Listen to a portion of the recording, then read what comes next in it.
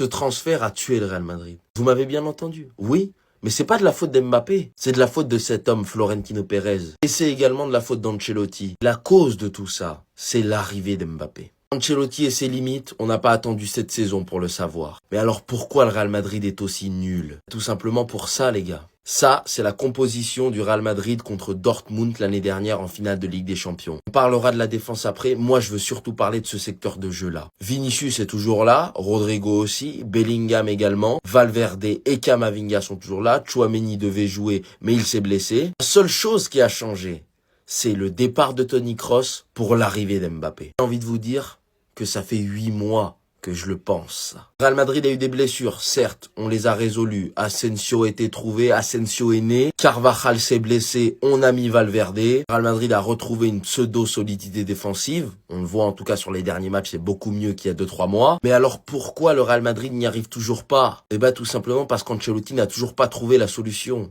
Et à vrai dire, personnellement, je ne la trouverai pas à sa place. Parce que la plus grande erreur du Real Madrid, c'est de penser que ces quatre-là peuvent jouer ensemble. Je vais vous le redire.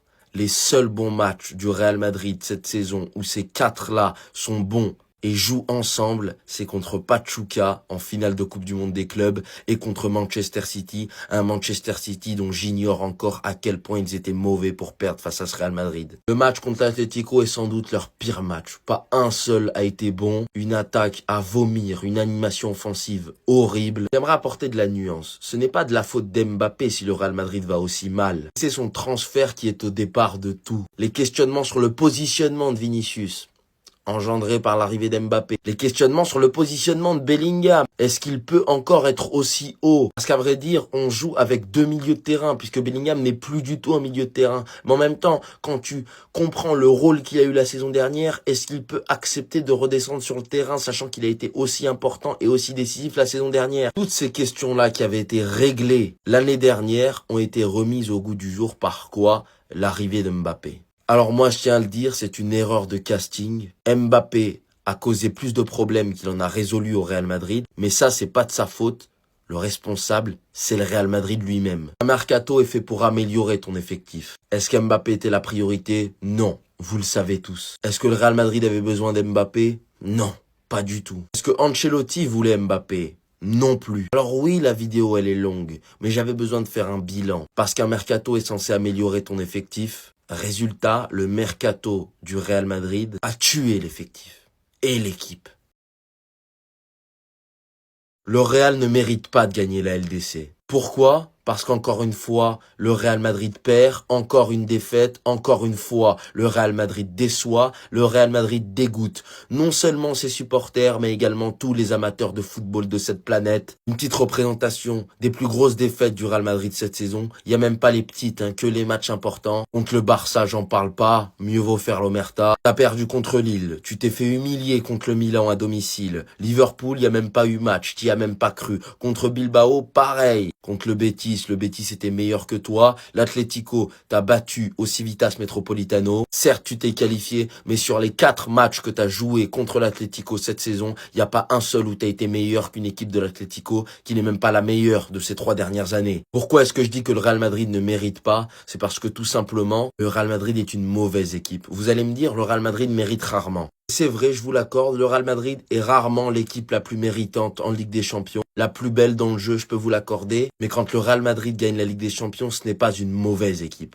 Là est la nuance. L'année dernière, le Real Madrid, c'est seulement 2 défaites. 2 à l'extérieur contre l'Atlético. Invaincu depuis 1 an et demi à domicile, une Ligue des Champions sans perdre un match. L'année dernière, le Real, c'est une solidité défensive malgré les blessures, un milieu de terrain qui a réussi à se trouver dans un nouveau concept et un nouveau système qu'avait inventé Carlo Ancelotti avec un Vinicius fantastique, un Bellingham décisif et un Carvajal à son prime, avec tout ça la dernière danse de Toni Kroos. Avec ce Real, on pouvait raconter des histoires. On pouvait quand même se vanter d'avoir l'une des meilleures équipes d'Europe. Cette saison, on ne peut se vanter de rien. Real Madrid est mauvais dans le jeu, mauvais dans les résultats, se fait taper par n'importe quelle équipe d'Europe. Certains supporters cautionnent ça. Moi, j'ai envie de vous dire un truc. Peut-être que le Real Madrid passera Arsenal, et c'est même ce que je pense. Je ne sais pas, pour le bien du Real Madrid et pour le bien du football, si c'est bien que le Real Madrid gagne cette année, parce qu'on est tout simplement mauvais.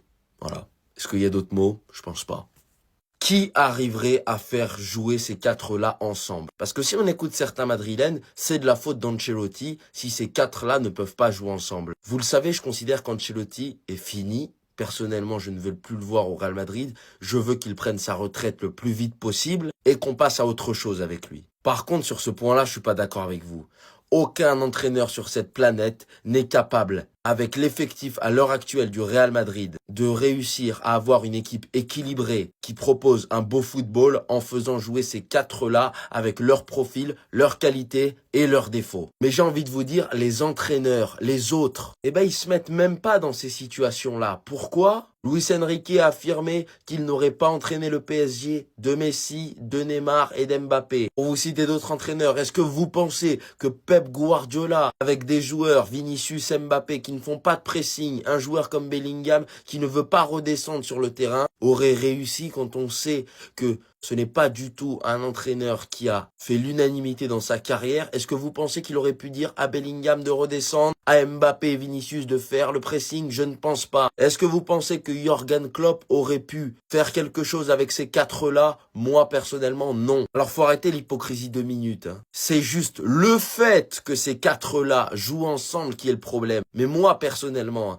je ne pense pas, même moi, à leur place, je ne pense pas qu'il y a un seul entraîneur qui est capable de régler tous les problèmes qu'engendrent ces quatre joueurs-là sur la même feuille de match. Après, vous pouvez essayer de m'en trouver, je vous en ai cité 3, Guardiola, Enrique et Klopp. Trouvez-moi d'autres coachs. Mais pour moi, ce problème, il est plus profond qu'Ancelotti. Et si Xabi Alonso vient, ce que j'ai envie de voir au Real Madrid, je ne pense pas qu'il pourra régler ce problème-là en continuant en faisant jouer les quatre. Parce que pour moi, les quatre ne peuvent pas évoluer ensemble, en tout cas avec leurs qualités et leurs défauts actuels. C'est-à-dire pour certains, le fait qu'ils ne pressent pas, d'autres qu'ils sont trop offensifs pour un milieu de terrain, ou encore le fait qu'Mbappé n'est pas un véritable neuf. Ça, excusez-moi, mais c'est pas de la faute d'Ancelotti, c'est de la faute de la direction et du Real Madrid. Mais bon, lui, il arrange rien avec ses idées farfelues, là. Au Real Madrid, il va falloir qu'on attrape la bouche de nos joueurs. Ça fait un moment que Dani Ceballos provoque Diego Simeone parce que ce dernier-là, à chaque fois, se plaint. Hier, comme vous le savez, Diego Simeone a complètement pété les plombs en conférence de presse après le pénalty refusé de Julian Alvarez. Un média qui a publié la partie où Diego Simeone se plaint et t'as Dani Ceballos qui a débarqué dans les commentaires pour mettre cette main. En gros, bye bye, mais quel gamin. On vient aussi d'apprendre que Rudiger s'est sacrifié hier pour le Real Madrid. La dernière fois, c'était Valverde et là, cette fois-ci, c'est Rudiger. Et comme l'impression que dans notre équipe, il n'y a que des cyborgs. Le gars, hier, il a joué blessé. Selon le média Relevo, Rudiger joue avec des douleurs depuis plusieurs semaines. Il ne veut pas abandonner l'équipe, même s'il risque pour sa santé en jouant. En plus de ça, hier, Carlo Ancelotti a hésité entre lui et Endrick pour tirer le dernier penalty. Voici les propos de Carlo Ancelotti. Il dit: nous avons eu un doute sur le 5e tireur entre Rudiger et Endrick.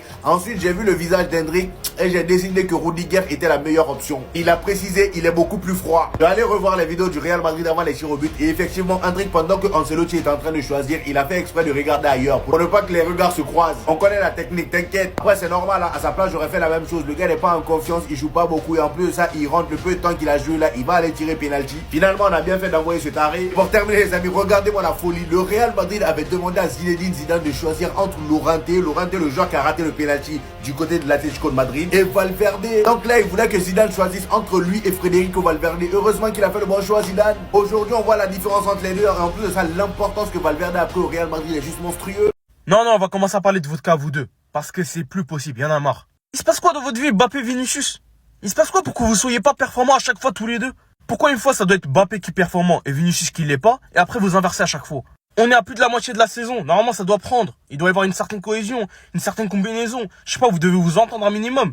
Ça arrive une fois sur 10 que les deux arrivent à combiner ensemble. On s'en fout que ça soit le cas en Liga, mais par contre le problème c'est en Ligue des Champions, dans les gros matchs. Sans parler du fait qu'ils sont irréguliers à chaque fois. C'est plus le cas de Vinicius que pour Mbappé. Parce que Mbappé, contrairement à Vinicius, il a eu un plus grand temps fort. De décembre jusqu'au match de City. Vinicius, il a des phases à chaque fois. Il y a encore du temps. Les deux, ça peut marcher. Ils peuvent se comprendre. Sauf qu'en même temps, on n'a plus le temps pour ça. Il y a un quart de finale de Ligue des Champions face à Arsenal. Il y a une Liga à aller chercher. T'es encore dans la course. Et on a besoin que tout le monde soit au niveau. Après, il y a aussi des infos qui disent que Mbappé et Vinicius ne sont pas à 100% et qu'ils sont en surcharge. Je veux bien y croire. Je veux bien comprendre. Mais faut pas abuser, les gars. Et commencez même pas à me dire que c'est deux grosses individualités que ça peut pas marcher ensemble. On l'a vu à plusieurs reprises dans je ne sais combien d'équipes que ça a pu être le cas aussi. Et plusieurs fois dans la saison, on a pu voir de belles séquences entre les deux. Donc, c'est possible. J'ai jamais vu quelqu'un en parler Mais globalement, sur la carrière, s'il vous plaît, qui tire le mieux les coups francs? Donc vous savez quoi, c'est même pas ça la question. C'est qui le meilleur tireur de coups francs au 21e siècle? Tout joueur confondu. Vous pouvez même mettre Ward Prowse dedans ou je ne sais qui. Les gars, s'il vous plaît, j'ai bien dit au 21e siècle. Ne vous souvenez pas de la Lionel, là. Avant 2014, les coups francs, c'était pas son délire. Hein. Cristiano, la position, les coups francs flottants. Est-ce que Cristiano Ronaldo est un meilleur tireur de coups francs que Lionel Messi? Moi, je parle de la carrière. Parce que souvent, le problème avec ce joueur, c'est qu'on retient beaucoup la fin. C'est vrai qu'il force un peu les coups francs, qu'il sait plus forcément les tirer, qu'il frappe fort, mais sans chercher à avoir de la précision, alors que fut un temps, frère, c'était l'art de Cristiano Ronaldo, limite. Les free kicks, c'était son délire, les frappes flottantes, les knuckleballs, comme on dit en anglais. Ça faisait des vidéos sur lui, ça essayait de faire des descriptifs sur ses coups francs, etc. Lionel Messi, encore une fois, on connaît tous la qualité de son pied gauche, il a le meilleur pied gauche de l'histoire, qui lui permettait de mettre des enroulés simplement, mais imparables. C'est-à-dire qu'il allait chercher la toile d'araignée sans qu'aucun gardien puisse l'arrêter. Il mettait des 2 coups francs en un match, du délire. Mais est-ce que Cristiano Ronaldo ne serait pas un meilleur tireur de coups francs que Messi? Répondez à ma question, avec des arguments s'il vous plaît. Restez sobre, abonnez-vous les gars, ça travaille.